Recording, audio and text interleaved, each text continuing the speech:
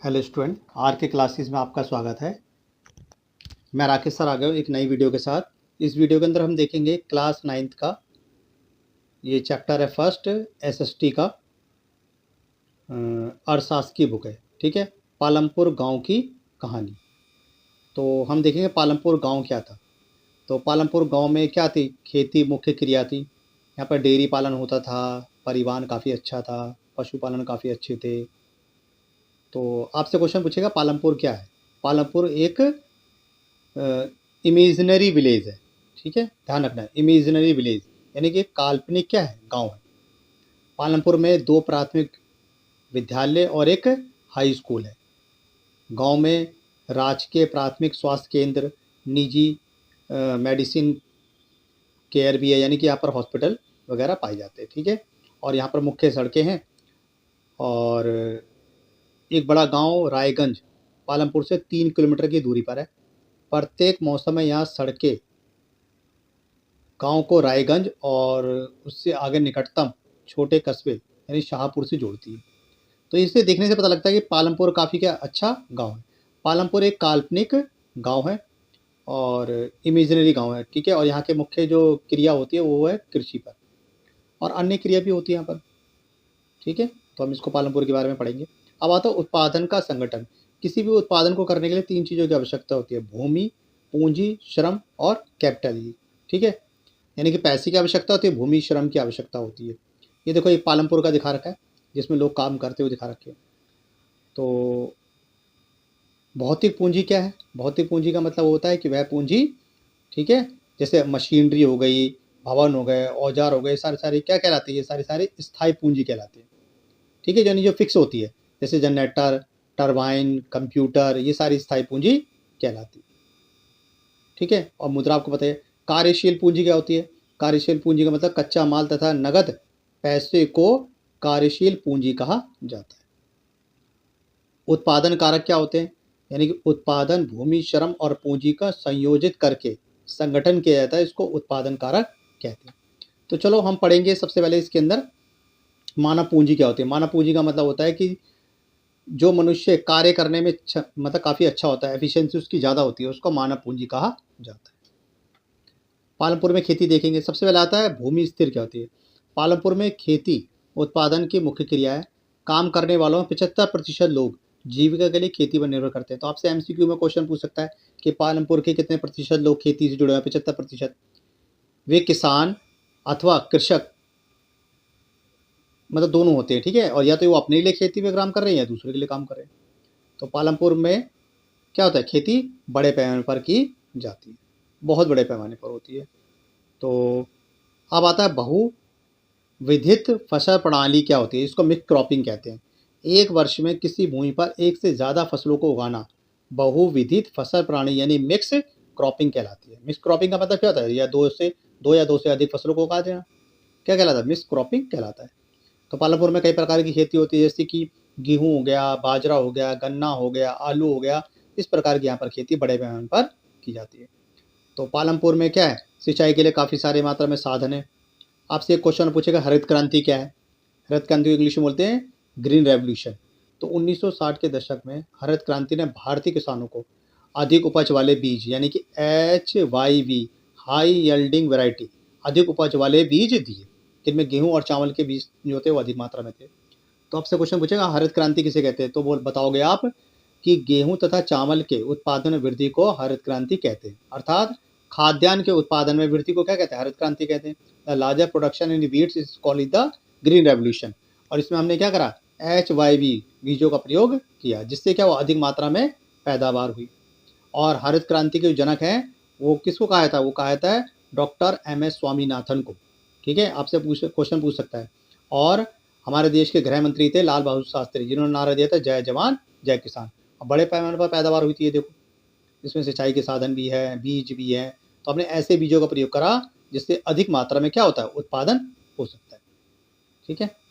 और हमने जो भूमि चुनी वो पंजाब, हरियाणा, उत्तर प्रदेश, तो ऐसी जगह की भूमि चुनी जहाँ पर क्या है, उत्पादन अधिक मात्रा के अंदर होता है, ठीक है। तो इससे क्या हमारे पास अधिक मात्रा में क्या पैदावार हुई और हमारे पास इतना खाद्यान्न आ गया कि हमने स्टोर भी कर लिया और बाहर विदेशों में बेच दिया। ये देखो पालमपुर में बता रखा है इसकी किस प्रकार से खेती होती है। तो हमने क्या कीटनाशकों का प्रयोग भी अधिक मात्रा के अंदर किया, समझ गए। तो इस तरीके से क्या हुआ, पैदावार अधिक मात्रा में हुई। अब आता पालमपुर के किसानों में भूमि किस प्रकार से वितरित हुई। जो छोटे किसान थे और बड़े किसान थे उस हिसाब से उनको खेती बाटी की। छोटे किसान थे उनको क्या दिए, जो जो किसान मतलब उनके परिवारों की संख्या के आधार पर उनको भूमि वितरण कर दी गई थी। ठीक है, ये देखो किसान है, ये क्या कर रहे हैं, काम कर रहे हैं, खेतों में काम कर रहे हैं, बैलों से काम कर रहे हैं, कीटनाशक डाल रहे हैं, उर्वरक डाल रहे हैं खेत, ठीक है, ट्रैक्टर का प्रयोग करके और अधिक मात्रा पैदावार को बढ़ा रहे हैं। ठीक है, तो बच्चों देखते चले जाओ, ये बहुत ही इंपॉर्टेंट चैप्टर और आपका 100% एग्जाम के अंदर आना ही आना है। ठीक है, ये देखो ये आपस में बात करते हुए दिखा रखे, आजकल काम इतना कठिन है, केवल बड़े किसान ही हमें रखते हैं और वह भी कम दिनों के लिए। घनश्याम एक बड़ा किसान है और उसने अभी अभी एक क्या हार्वेस्टर खरीदा है, इसलिए इस वर्ष कटाई के मौसम में हमें और भी कम काम मिलेगा। पिछले वर्ष मैंने पूरे वर्ष में 5 माह से भी अधिक मतलब कम काम करा है। हमारे पास कटाई के लिए ट्रैक्टर, कटाई और हार्वेस्टर तथा गहराई के लिए थ्रेसिंग, यहाँ तक कि खरपतवार को करने के लिए कुछ किसान खरपतवार नाशकों को छिड़कते हैं। मतलब यहाँ पर ये बता रखा है कि जो ये मियाँ बीवी जो आपस में बातचीत कर रहे हैं कि अब नई नई टेक्नोलॉजी आ गए तो इनके वजह से इनको काम प्राप्त नहीं हो पा रहा। तो ये बता रखा है पूरा, क्योंकि क्या होता है भाई, खेतों में काम करने वाले मजदूरों की आवश्यकता होती है, सिंचाई को काटने मतलब जब खेत पक गए उनको काटने के लिए मजदूर चाहिए, तो इस प्रकार की जरूरत होती है। अब बता पालमपुर में दैनिक मजदूरी पर काम करने वाले भूमिहीन श्रमिक है। इसका मतलब यह है कि उन्हें लगातार काम ढूंढते रहना पड़ता है। सरकार द्वारा खेतों में काम करने के लिए एक न्यूनतम वेतन 300 रुपये निर्धारित करेंगे, 2019 के डाटा के अनुसार बता रहा हूँ मैं। ठीक है, और अब तो क्या है, बदलाव आ गया है, समझ गए। तो उनको क्या कटाई के मौसम में इनको कुछ काम प्राप्त हो जाता है। ठीक है, अब देखो यहाँ पे एक स्टोरी बता रखी है, यहाँ पे बता रखी है एक तेजपाल की स्टोरी है।